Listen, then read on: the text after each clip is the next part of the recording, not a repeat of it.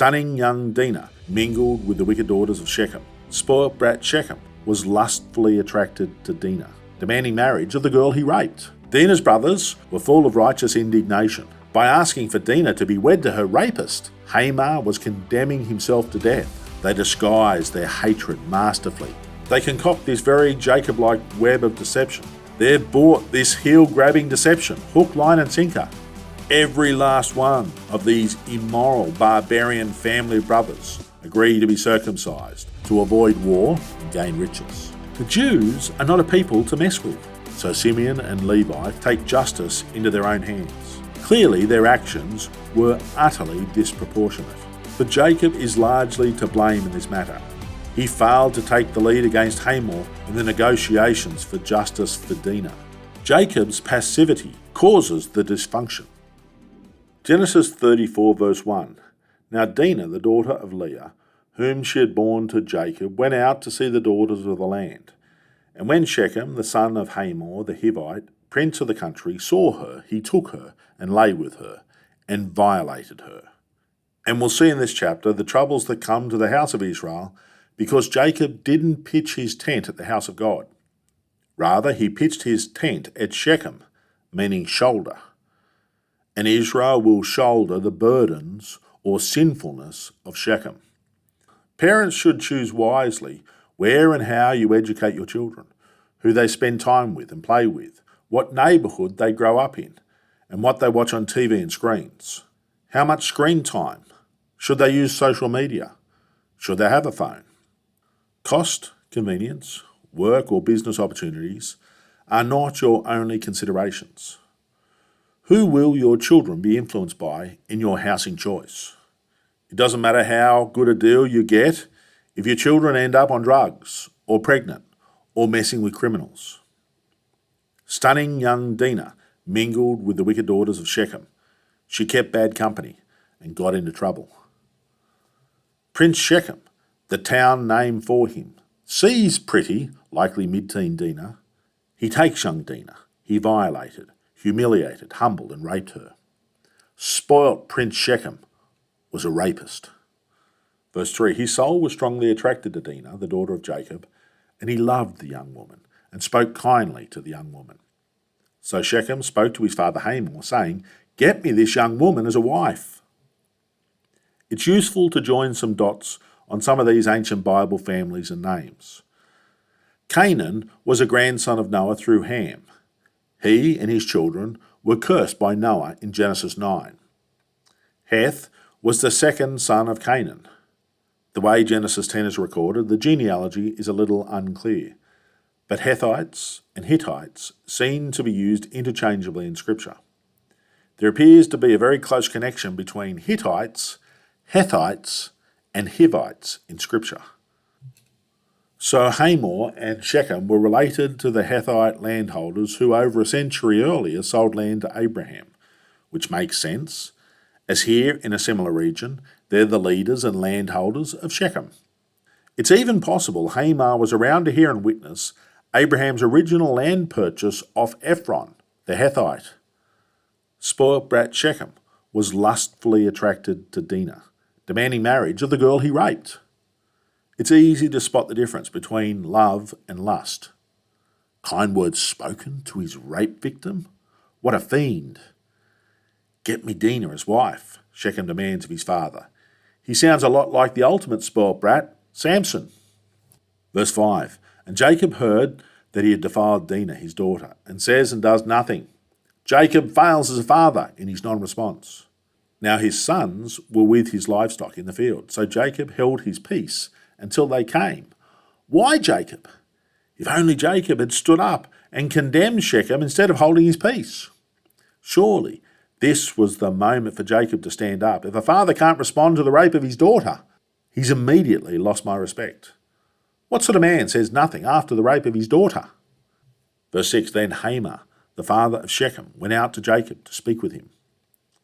The fact that Hamor complies with his son's request to ask for Dinah's hand shows how pampered and spoiled Shechem was. Hamor needed to give his son a public flogging, begging Jacob's forgiveness with sheep, goats and gold. Verse 7, And the sons of Jacob came in from the field when they heard of it. And the men were grieved and very angry, because he had done a disgraceful thing in Israel by lying with Jacob's daughter, a thing which ought not to be done. Dinah's brothers were full of righteous indignation. They were understandably white hot with rage and anger. They would do no further work till their sister's shame was avenged. Her purity soiled, their family disgraced, and their father did nothing. They would see her soiler buried. Rape would reap its appropriate penalty at the hands of Dinah's brothers. Verse 8. But Hamor spoke with them, saying, The soul of my son Shechem longs for your daughter. Please give her to him as a wife. Too long Hamor had overindulged his princely son Shechem. Read the room, Hamor. These men had murder in their eyes. By asking for Dinah to be wed to her rapist, Hamor was condemning himself to death. He was confirming he overlooked the grave sin of rape. He wouldn't punish his son for rape, but reward him for it. Hamor means a slow creeping, red seeping tar. He slowly and gradually oversaw the development of his son into an evil rapist, and his red blood will soon seep from his lifeless body. I'm personally of the opinion rapists deserve the death penalty, and rape defenders and apologists are little better than rapists. Rape is a life sentence for the victim. Their lives are often destroyed. How much better the world would be if all rapists were removed from our planet. Verse 9. And make marriages with us. Give your daughters to us, and take our daughters to yourself. So you shall dwell with us, and the land shall be before you. Dwell and trade in it, and acquire possessions for yourselves in it. Hamor's proposal pours fuel on the fire of Jacob's son's rage. You got to be kidding. You want us to intermarry with you scum? You expect us to partner with rapists and rape apologists? Jacob's sons have learned deception well from mum, dad, and grandpa. Verse 11. Then Shechem said to her father and her brothers, Let me find favour in your eyes, and whatever you say to me, I will give. Ask me ever so much dowry and gift, and I will give it according to what you say to me.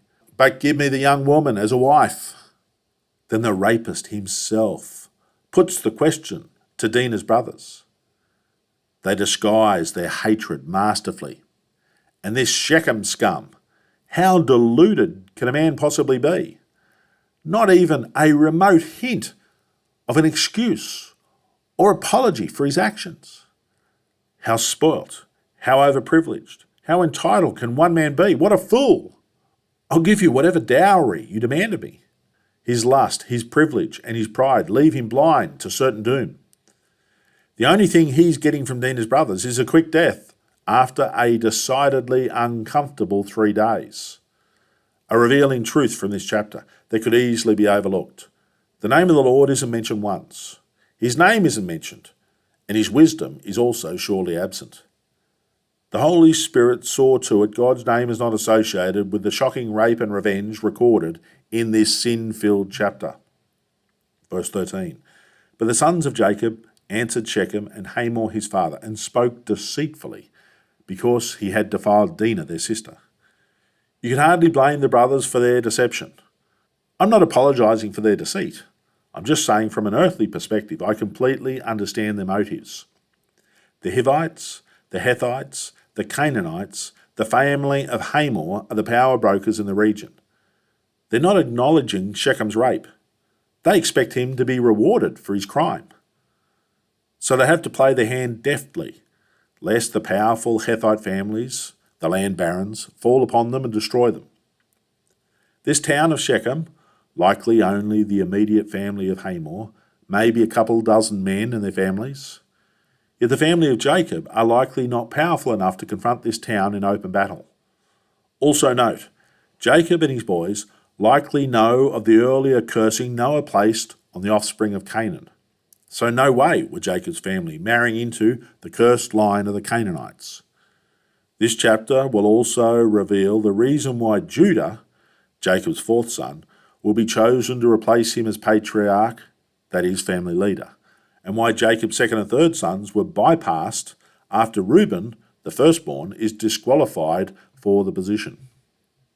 Verse 14, and they said to him, we cannot do this thing, to give our sister to one who is uncircumcised, for that would be a reproach to us.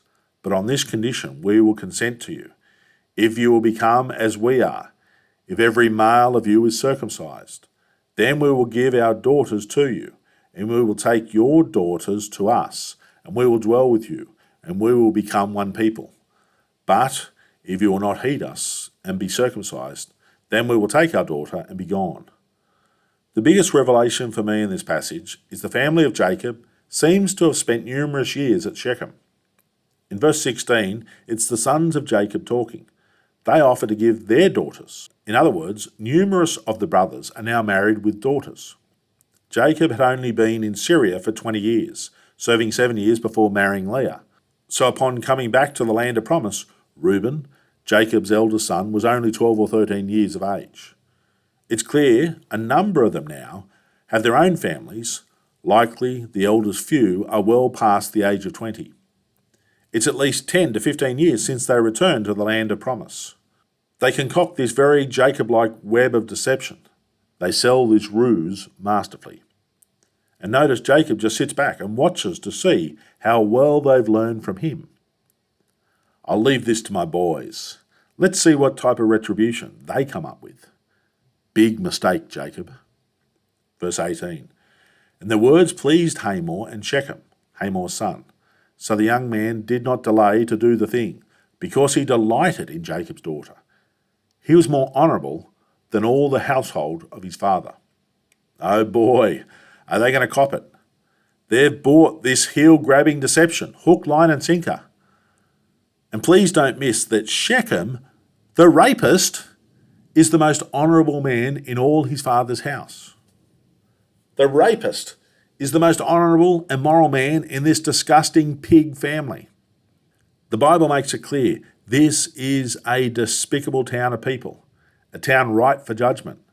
And this household without honour will surely confront the judgment they deserve. Verse 20. And Hamor and Shechem his son came to the gate of their city.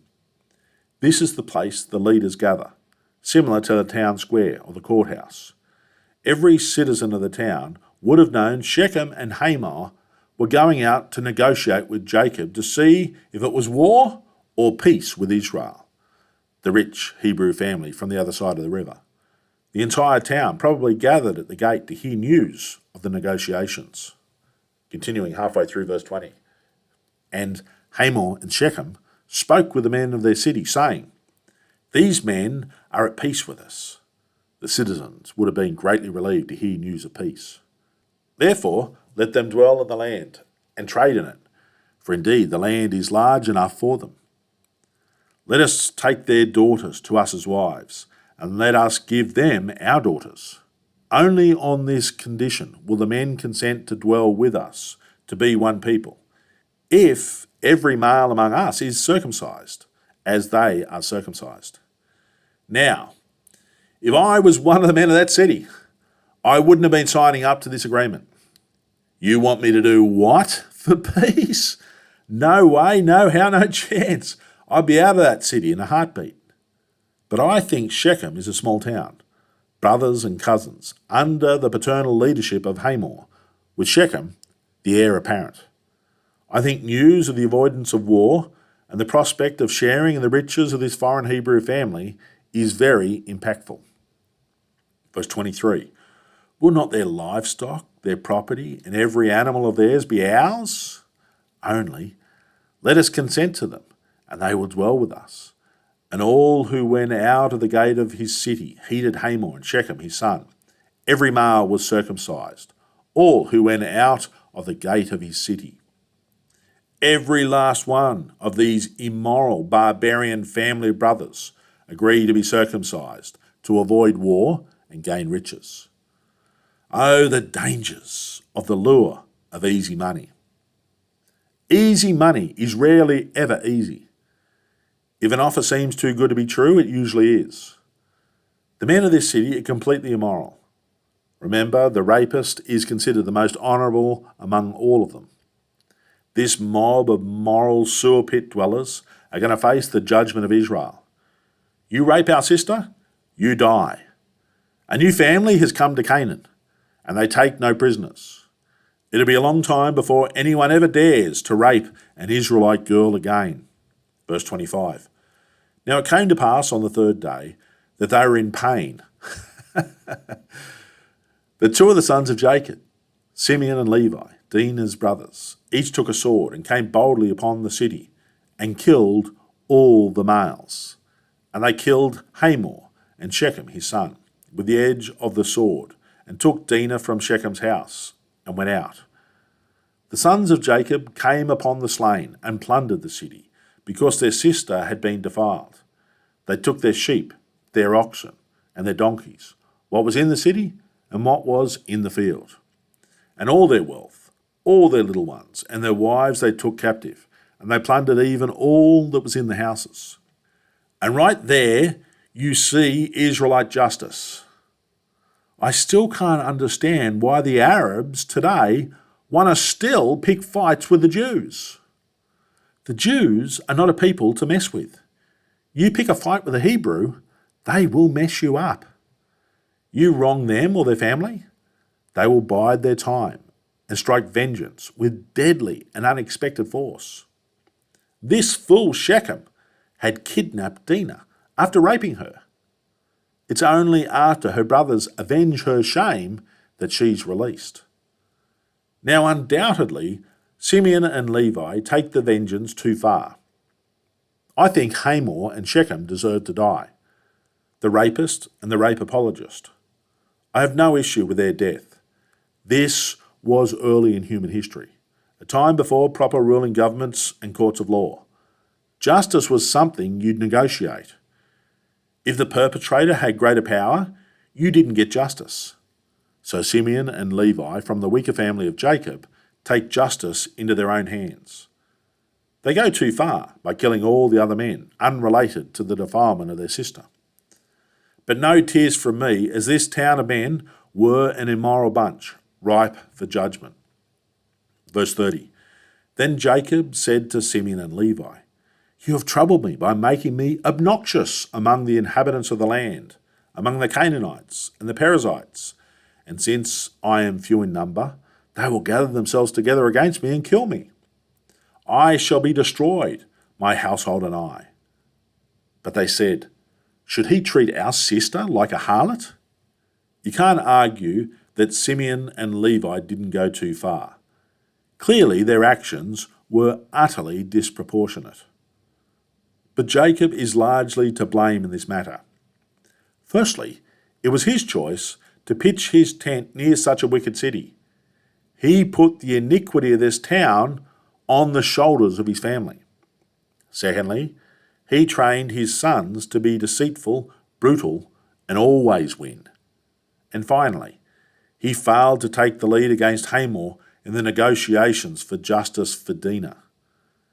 Jacob's a man of great wisdom, well over 100 years of age, with extensive experience dealing with difficult situations. And he allowed his hot-headed, adrenaline-fueled, furious young lads to take responsibility for dispensing justice. Jacob's passivity causes the dysfunction. How could they possibly be expected to act rationally when their sister, and not their half-sister, this was their full sister through Leah and Jacob, had just been raped and was held effectively as hostage in Shechem? Of course they were going to overreact, and Jacob should have known this. They berate Jacob with the chapter's closing words. Should he treat our sister like a harlot? Until our next study, may God richly bless you all.